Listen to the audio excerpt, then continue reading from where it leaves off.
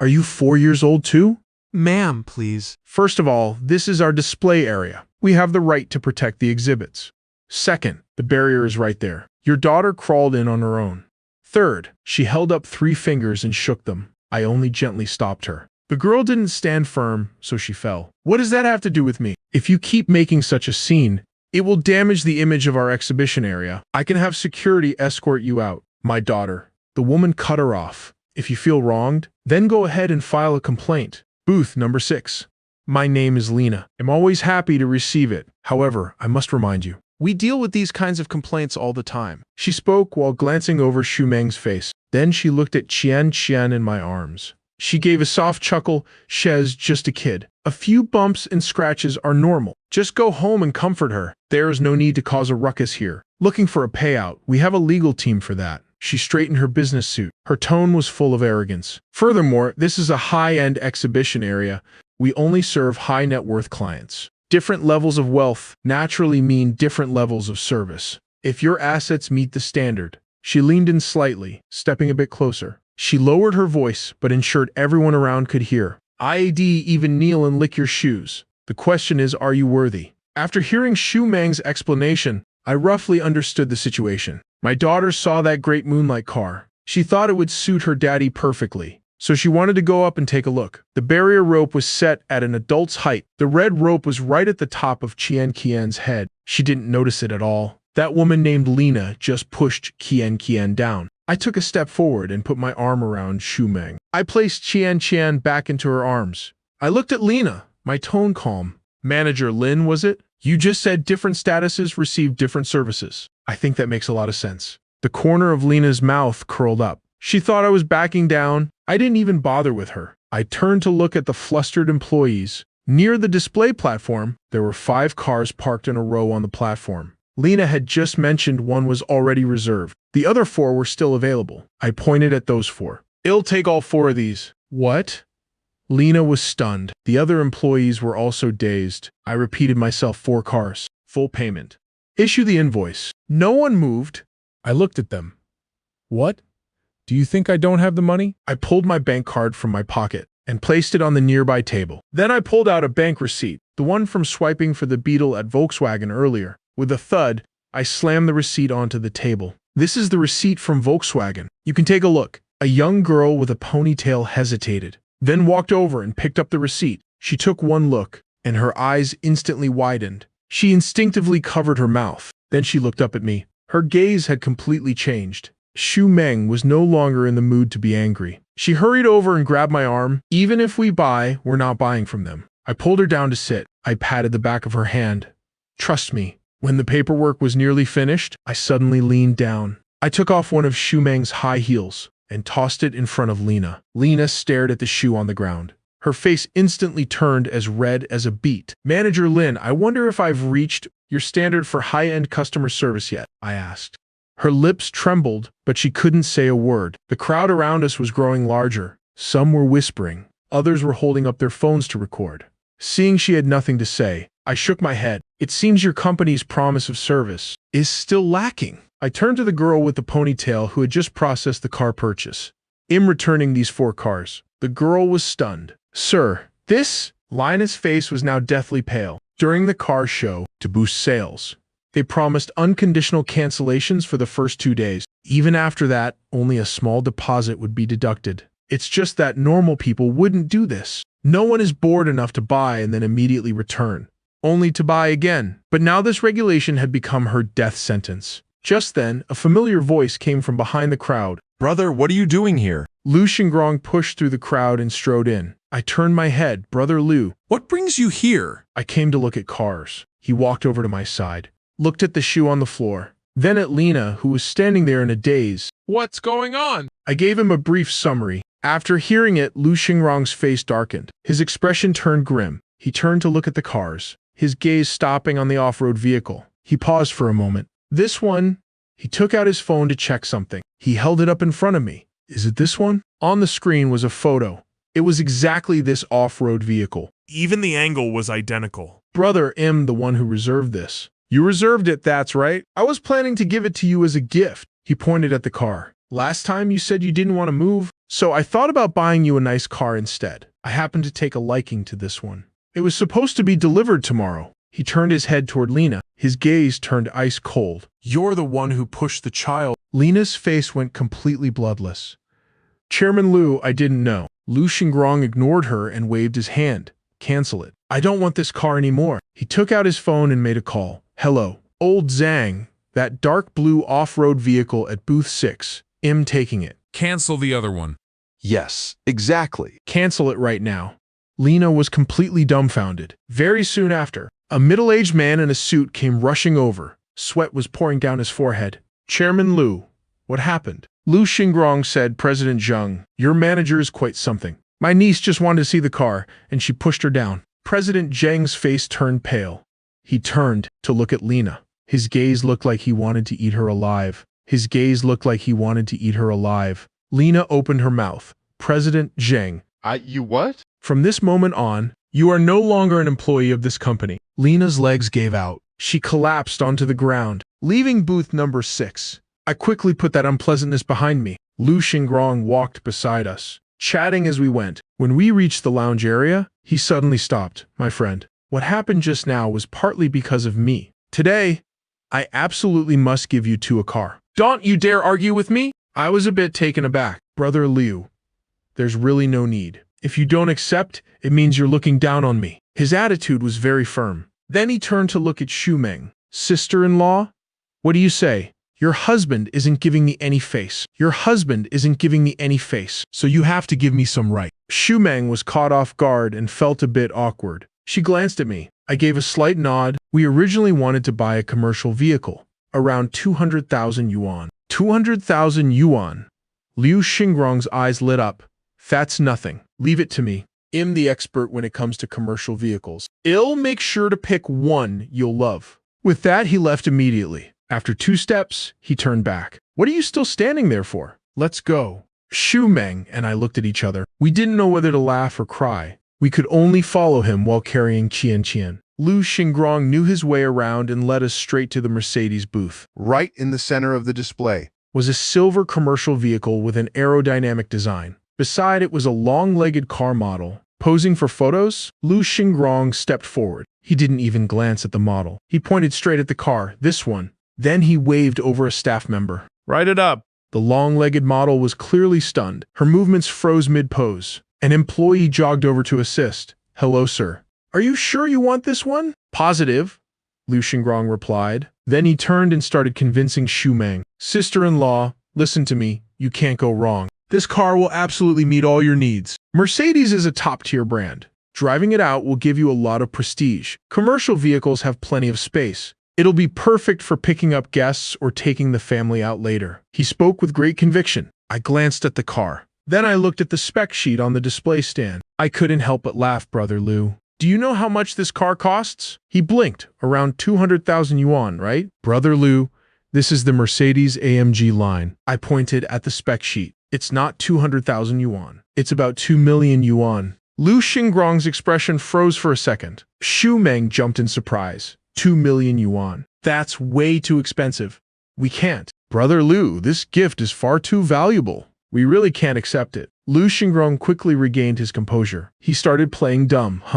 Didn't you just say it was 200,000 yuan? I must have misheard him. Seeing us both fall silent, he decided to play his hand. Fine. I admit it. I did it on purpose. But I couldn't bring myself to give a gift worth only 200,000 yuan. If I'm giving a gift, it has to be this one. If you two don't accept it, I'll just sit right here and refuse to leave all day. He plopped down beside us as he spoke. Looking at that rogue-like expression of his, I realized Liu Xingrong had made a fortune thanks to my intel, but he was never the type to just take without giving back. On the contrary, he always looked for ways to show his gratitude. This is someone worth knowing deeply. I glanced at Xu Meng, who was still politely declining. I stepped forward, patted her shoulder, and said, just take it. She looked up at me, a bit startled. I nodded.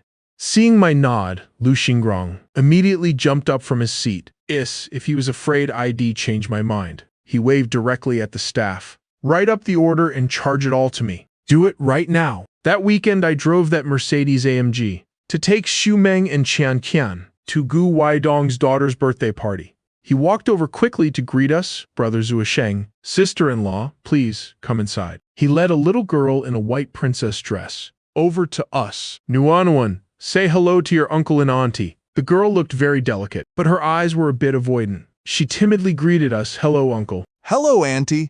Before I could even introduce her, Chanqian's eyes suddenly lit up. She stepped forward on her own initiative. Taking Nuanuan's hand, she asked, is your name Nuanuan? Im Chanqian, let's go play. The two little girls held hands. They whispered something to each other and ran straight into the yard. Nuanuan was a bit stunned. She looked back at Gu Weidong. Guidong smiled and nodded. Only then did she give a soft okay. Shumeng stood nearby, looking a bit awkward. She whispered to me, Qian. Why is she being so rude? I smiled. This is good. She's becoming more and more lively. She has the makings of a master diplomat. Guidong clapped his hands happily. This is great. It's wonderful. Ever since I brought Nuanuan back, I've felt she was far too introverted. She's always been off by herself. She refused to play with anyone. Now that she can play with someone her own age, it's truly wonderful. Hearing this, a look of doubt flashed in Shumeng's eyes. She looked at me. I just gave a faint smile and didn't ask further. This was their private business. Guidong was very perceptive. He took the initiative to speak. Brother Chen knows all about my situation. The child has been found and brought home, but her mother still hasn't forgiven me. I nodded to comfort him. Just take it slow. Some things can't be rushed. It's best to just let nature take its course. After hearing that, he was clearly heartened. Brother, hearing you say that puts my mind at ease. Shumeng stood by, witnessing this scene. Her eyes filled with surprise. She didn't expect such a successful man to listen to me so intently. I'll go check on the kids. With that, she walked toward the garden. Wait, Weidong took the opportunity to pull me aside. Brother, come. Sit in the study for a bit. The study was on the second floor. As I stepped inside, I paused for a moment. An old man with graying hair was sitting there, holding a teacup and sipping slowly. Old Master Gu. Weidong looked a bit embarrassed. It's mainly my father who wanted to meet you. He was afraid you wouldn't want to come, so he didn't tell you in advance. I stepped forward to greet him. Greetings, elder. Old Master Gu set down his teacup, stood up and nodded at me. Young friend Chen, Please, have a seat. he personally poured me a cup of tea and offered it with both hands. Young friend Chen helped me find my granddaughter. This old man must offer a cup of tea in gratitude, no matter what. I accepted it with both hands. You're being too kind, elder. I didn't help Brother Gu without my own motives. Old Master Gu nodded. I know it was for your daughter. He pointed toward Gu Weidong. Wasn't he doing it for his daughter as well? This was a good thing for both sides. He paused for a moment, his eyes sharp and piercing. Of course, this old man wanted to meet you, young friend Chen. Not without my own motives either. I understood immediately upon hearing that. I set down my teacup. Please, go ahead, elder. He spoke slowly. I heard from Weidong that you are very proficient in the art of divination. So, I would like to ask you to read a fortune for this old man. Since old Master Gu requested it, I couldn't refuse. Regarding the Gu family's affairs, I already knew a thing or two. The Gu family wasn't like other prominent domestic families. Their main influence was overseas. Years ago, when the domestic economy opened up and was in dire need of foreign investment and technology, old Master Gu seized the opportunity and brought in a great deal. Combined with his time studying abroad, he built relationships with several founding elders, helping the Gu family gradually enter the domestic market. Their business map eventually expanded into the political sphere. This background had its pros and cons. On one hand, it was hard to truly integrate. They were easily seen as outsiders. On the other hand, they maintained a certain prestige, free from the grudges of other factions. When other families expanded their interests overseas, they often needed the Gu family's help. Thus, everyone gave the old master a fair amount of respect. But there was one incident that caused the Gu family to offend a top-tier domestic family. Years ago, the Gu family donated a batch of antiques to a museum. A few years later, one of those items suddenly appeared at an auction. The old master assumed the museum had stolen and sold its own collection. He was furious. He insisted on a full investigation, but he didn't realize that the antique had been borrowed by a high-ranking veteran official. To investigate was to offend powerful people. In the end, Gu Weidong's older brother, Gu Weihong, chose to take a step back and drop the matter. This bit of history flashed through my mind. I looked at old Master Gu, nodded, and asked, "What would you like to know?" "About fortune and misfortune." He paused for a moment. The future fortune of the Gu family. I pondered for a second. Then please, elder, write a single character. He picked up a brush and wrote the word ding on the paper. I looked at the character, then back at the old master. I understood clearly, but some things cannot be said directly. However, I could offer a few hints. I picked up the brush and wrote a poem beside it. A golden tripod in dust and sand for 20 autumns. Why return to the east? Zhao shall rise without a care. Floating clouds hide the sun, but the storm must soon break. Just watch the river waters flow endlessly to the east. Old Master Gu looked at the poem, his brow furrowing slightly. He looked up at me. A flash of disappointment in his eyes, though he quickly hid it. He nodded calmly. Many thanks, young friend Chen. He folded the paper. He spoke to Gu Weidong. Prepare a gift of gratitude to thank young friend Chen on my behalf. I stood up and waved it off. You're being far too polite, elder. There is no need for gifts. It was just one character, hardly worth mentioning. With that, I turned to take my leave. Stepping out of the study, I knew exactly what he was thinking. He probably thought I was just being intentionally cryptic. I didn't mind. Some things are better left at that. Waking up early the next morning, Xu Meng went to the Wanjiahui fruit supermarket first. I was responsible for taking Song Qianqian to preschool. But not long after she left, my phone rang. Honey, come over here quickly. The shop is surrounded again. I hurriedly dropped Qianqian off at the nearby preschool and sped straight to Wanjiahui. When I arrived, I realized something was off. A massive crowd was gathered in front of the fruit shop. Layer upon layer of people. I squeezed in to see what was happening and froze. Right in front of my shop, people were kneeling. We were wrong. The leader was that guy, Brother Young. A week ago, he was acting like a tyrant at the shop, but now he was kneeling right at the entrance. His head was bowed, his face a mess of black and blue bruises. Behind him, 4 or 5 of his lackeys were also kneeling, each one with a swollen face. 2 of them even had their arms in slings. The group was kowtowing in unison, their heads hitting the ground with a thud. They were slamming their foreheads against the tiles, without holding back at all. 2 men were standing nearby. It was Gu Weidong's driver, and that bodyguard, arms crossed over their chests. They watched indifferently. The crowd surrounding them was buzzing with excitement. Isn't that Brother Yong? Why is he kneeling here? What's the background of this fruit shop owner? Even Brother Yong has to bow down to her. I don't know.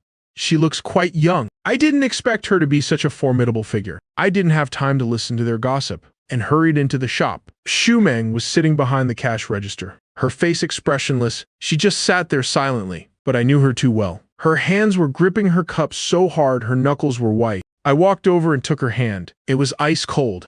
She looked up at me, her eyes rimmed with red honey. They were already kneeling here the moment I opened the door. It scared me to death. I was a bit speechless. Everyone thought she was tough, but it turns out she was terrified inside the shop. I gently patted the back of her hand, then turned and went outside to find the driver. What's going on here? The driver's attitude was very respectful. Mr. Chen, these are the boss orders. He said, these people must kowtow and apologize. They are to keep kowtowing until you and your wife are satisfied. How many times have they done it? If you haven't said you're satisfied, they'll just keep going. I nodded. I walked over to Brother Yong and crouched down. Brother Yong looked up at me, his face drenched in sweat. His forehead was already rubbed raw and bleeding, blood mixing with sweat as it dripped down. Brother Yong, we meet again. I looked at him. You're the one who ordered the truck to be trashed. Right. And your people threw away the dragon fruit too. The driver was also beaten by your men. Tell me, how should we settle this? How about you leave a hand behind? His face turned deathly pale. He started kowtowing frantically again. Big brother. I was wrong. I was blind not to recognize your greatness. Ill pay. Ill compensate for everything. Pay money. Yes, yes, yes. The truck of fruit. The medical bills, ill pay double. Triple even. I waved my hand. I don't need your money. In this Wanjiahui market, are there any other businesses you're collecting protection money from? He gaped. Well, are there? If there are, give it all back. From now on, none of your people are allowed to step foot in this market. Do I make myself clear? He nodded repeatedly. Crystal clear, crystal clear. I'll return it right now. If any of my men ever dare to step into Wanjiahui again, I'll cut off my own hand. I stood up, not bothering to look at him again. The surrounding crowd suddenly erupted into cheers. Did you hear that? No more protection money. The boss lady is so righteous. She chased those bastards away for us. It's not just righteous. It's absolutely legendary. Brother Yong has been running wild for years. Who would have dared to touch him? From now on, if you want fruit, buy it from this boss lady. I was stunned. Clearly, I was the one who negotiated. I was the one who made Brother Yong pay. I was the one who kicked them out. Why is everyone thanking the boss lady? I turned to look at Shu Meng. She was still sitting behind the register. The shock on her face hadn't fully faded. Fine, boss lady it is. After all, the boss lady still has to attend to the boss tonight. The matter with Brother Yong. Did Gu Weidong really settle it that quickly? I decided to give him another subtle hint. The call connected. Thank you first. Brother Gu. Thanks for handling Lu Yong. It was a small matter, Gu Weidong said. Lai Wozan has already sent word. He won't dare to make a move again. Good. I paused for a moment. By the way, I didn't explain your father's character reading in detail last time. I can't say too much about heavenly secrets, to avoid revealing too much. Tolerance is the greatest blessing. Some things shouldn't be calculated too strictly. Guidong was silent for 2 seconds. I understand. Pass that on to my father. I hung up. ID said enough. Whatever the Gu family chooses now has nothing to do with me. At noon in the shop, the few of us gathered around a small table to eat lunchboxes. La Diandian was scrolling through her phone while eating. Suddenly, she lowered her voice. My neighborhood is about to be demolished. This girl was hired to help Shu Meng with live streaming. She's a Linhai local named Shui Chuanmai. She has a lively personality and never stops chatting all day long. Demolished for what? Look at this new news report. She handed over her phone. I took it and saw a massive headline. Initiating redevelopment of the Southwest Old Town. Expanding the Binjiang Commercial District. The content was exactly what I had said. Eat the dinner with Lu Xingrong last time. Old Town demolition, Binjiang expansion. Everything was spot on. I gave her phone back and continued eating. I noticed Shu Meng was watching me. She didn't say anything, but I understood that look. She also remembered what happened that day. I looked her in the eye and winked. She was slightly taken aback, then bit her lip with a smile and went back to her food. Just then, the sound of screeching tires echoed outside. A black Mercedes parked right in front of the door. The car door flew open. Lu Xingrong practically jumped out of the car. Brother, my dear brother. He strode inside, sweat still beaded on his forehead. Brother Liu, what's wrong? You have to help me this time. He slumped down across from me. That's Southwest District Planning. Did you see the news? I just saw it. It's a perfect match. He slammed the table. Everything you said that day was spot on. The new mayor just took office, and his first move was to target the Old Town redevelopment and riverfront expansion. He took a deep breath. Brother, under a lot of pressure right now. I tapped the table. You hit the jackpot, so why the pressure? It's because I hit it so big that the pressure is on. He rubbed his hands together anxiously. Yuanjing Group is in the spotlight now, but redeveloping an old town isn't easy. Demolition compensation, cultural heritage sites, business owners. If even one step goes wrong, those people watching me like hawks will eat me alive. He lowered his voice.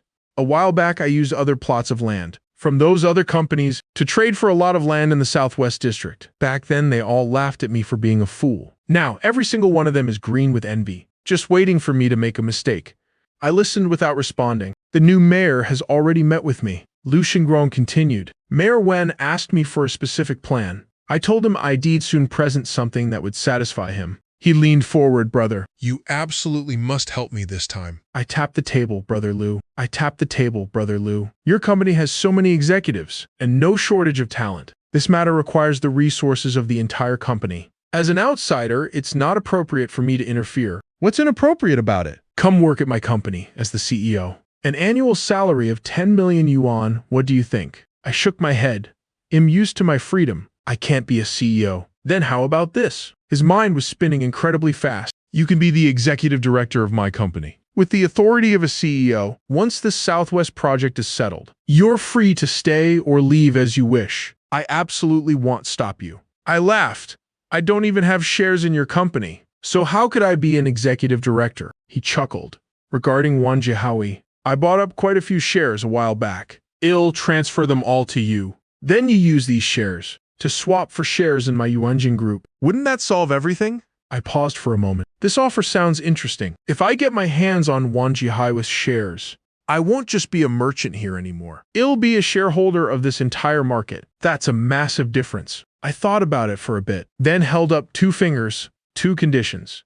First, Wanji Highway's shares will be valued at their actual worth. I'll buy them at market price. I appreciate the favor, but I won't shortchange you a single cent. He started to say something, but I raised my hand to stop him. Second, I said, looking him straight in the eye, I want full authority over the Southwest District's planning. I want total control over the Southwest District's development. The plan will be mine to decide. The team will be mine to choose. The process will be mine to run. The entire Yuanjing group, Including you, Mr.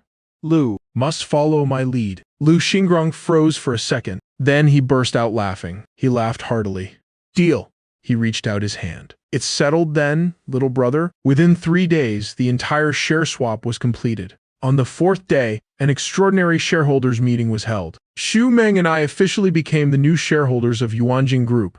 Although her stake wasn't large, a shareholder is still a shareholder. This morning before heading out, she spent nearly 20 minutes in front of the mirror. She wore a navy blue business suit. Her hair was tied up, revealing her pale neck. I was stunned for a moment. It was the first time I'd seen her dressed like that. She looked like the perfect corporate lady. The shareholders meeting ended quickly. I became the CEO. Xu Meng sat in the back row. She quietly observed the board of directors throughout the session. Wait, let's go meet a few people. After speaking, Lu Xingrong tried to pull Xu Meng along. Sister-in-law, you're a shareholder now too. Come, listen in. Xu Meng looked at me, her eyes full of anticipation. I nodded.